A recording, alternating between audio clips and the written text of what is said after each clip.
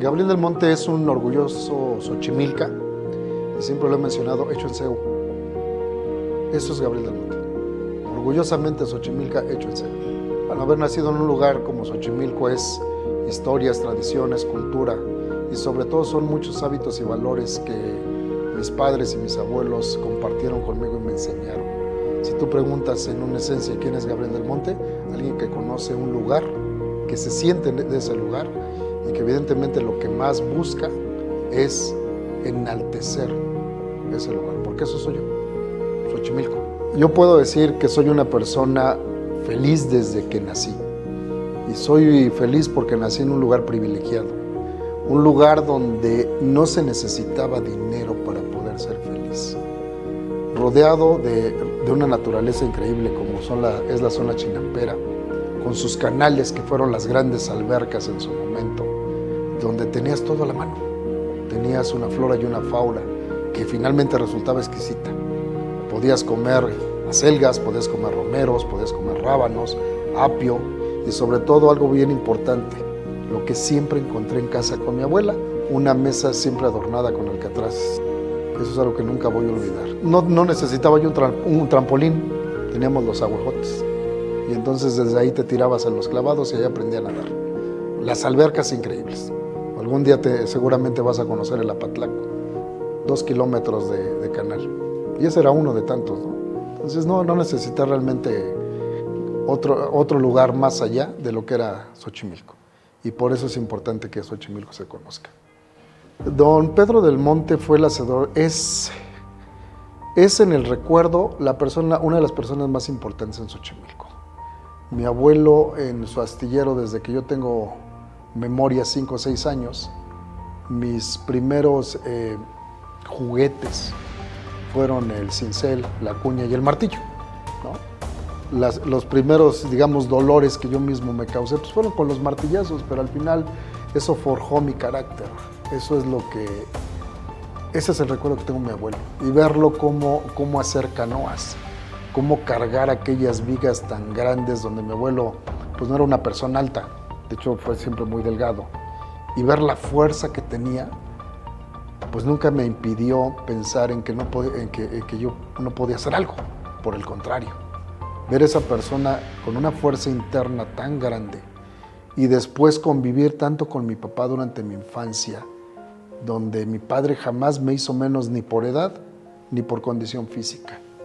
Y te puedo platicar en mi infancia desde los 6, 7 años, quizás cualquiera podría decir dura, no, una enseñanza muy fuerte, forjar un carácter tan fuerte que hoy por hoy la meta que me he puesto en la vida la he conseguido, y es gracias a mi abuelo y a mi padre.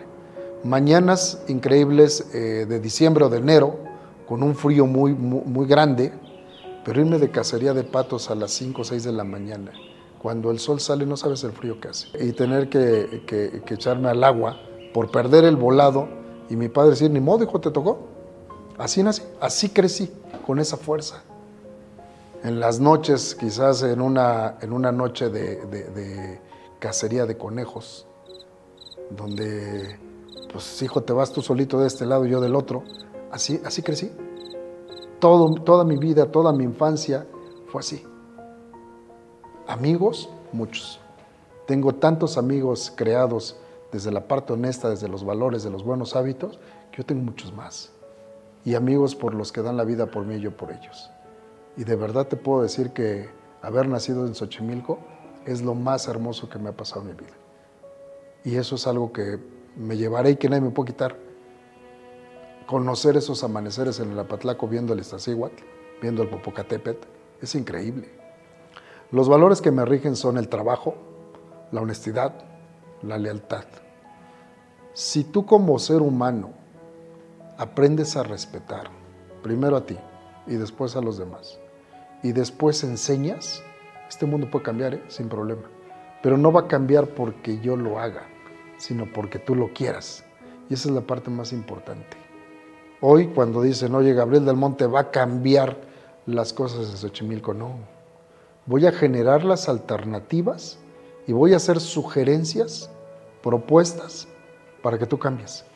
Pero si tú no quieres cambiar, olvídalo, no vamos a cambiar.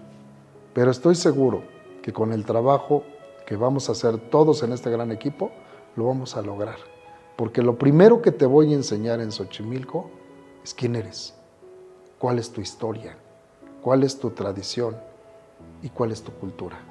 Una vez que hayas comprendido esa parte, como yo la comprendí desde hace muchos años, vas a estar dispuesto a cambiar. Porque hoy no conoces lo grande que es esta cultura. Y ahí es donde me voy a enfocar, a cambiar ese pensamiento de mucha gente. La etapa de Gabriel del Monte, cuando me desprendo del seno familiar,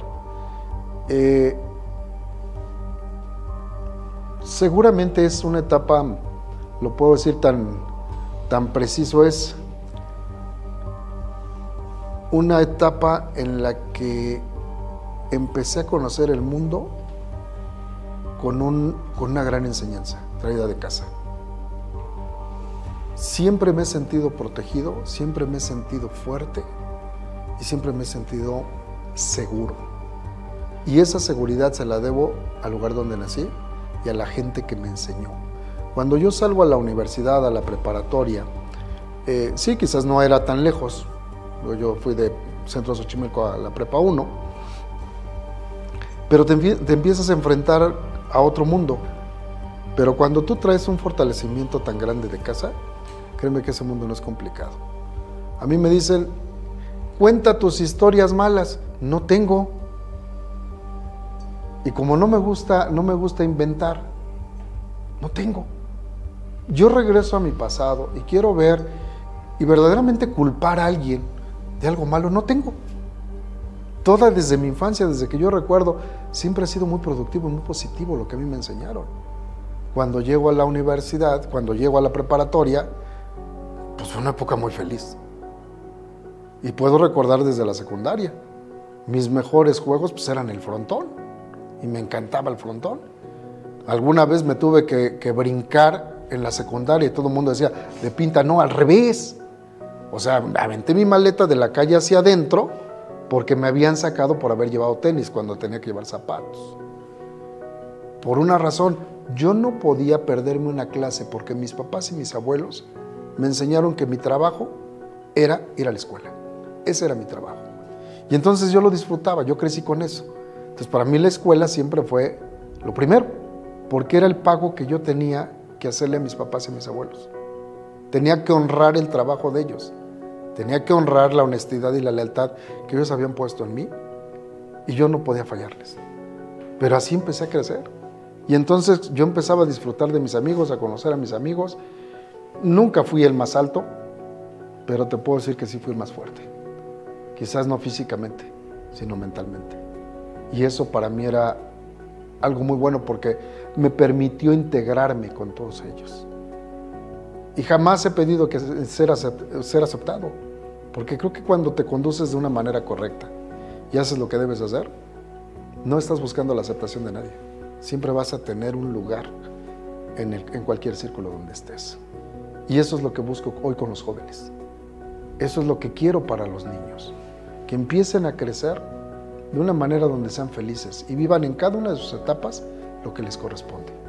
Y me escuchará ser muy estricto y decir no le des un celular a un niño. ¿Por qué? Porque no está en condiciones. Lo estás haciendo crecer de una manera incorrecta, desde mi punto de vista. Cuando llego a la preparatoria, pues ahí se vuelve todo distinto, porque ahí tienes una libertad que si no traes unos valores muy arraigados, muy correctos, te vas a perder. Y es una etapa que tienes que disfrutar mucho como adolescente. Y es ahí donde empiezo a conocer muchas personas diferentes y encuentro los primeros pilares de mi vida en la preparatoria. Y recordaré mucho a alguien que hoy en vida, siempre que lo saludo y me escucha, sale de su casa y me ve en el barrio y me da un abrazo y me dice, mi niño, así siempre me ha dicho, Juanito el gato.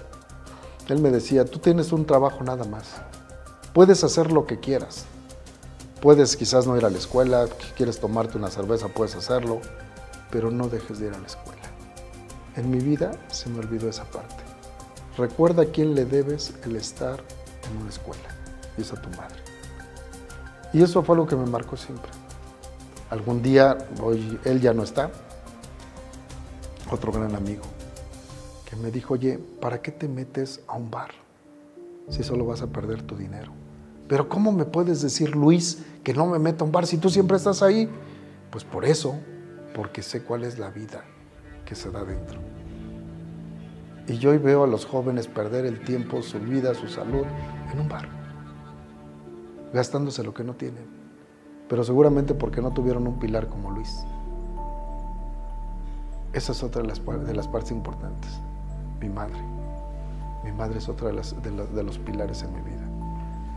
De no haber sido por mi madre, los pocos buenos sentimientos que tengo no hubieran existido. ¿Cómo es? Trabajadora, muy ordenada, muy limpia y muy atenta.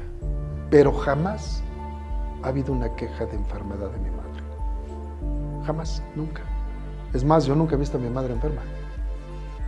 Mi madre, cuando yo me despertaba y me iba a la preparatoria a las 6 de la mañana, 6:30, yo no iba desayunado, iba almorzado. Ya me había dado el desayuno y el almuerzo. Mi madre se despertaba a 4 de la mañana, 4:30, lavaba, y lo que lavaba en la mañana lo planchaba en la noche. Jamás mi madre tuvo un desorden en casa, nunca. Y así crecí.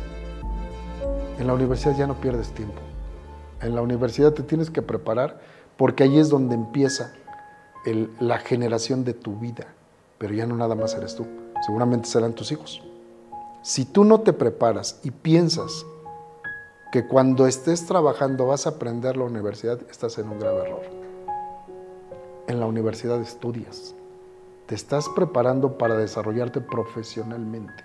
Si entiendes eso y empiezas una vida laboral correcta, tu éxito está asegurado.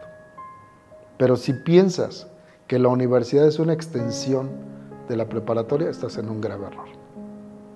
Porque vas a terminar con un título, pero sin conocimientos.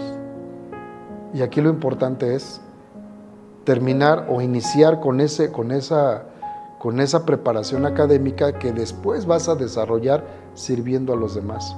Ya lo que no se ha comprendido, que muchos jóvenes no comprenden, es cuando tomas protesta y le dices servir a la gente, servir a la sociedad y que la sociedad te lo demande.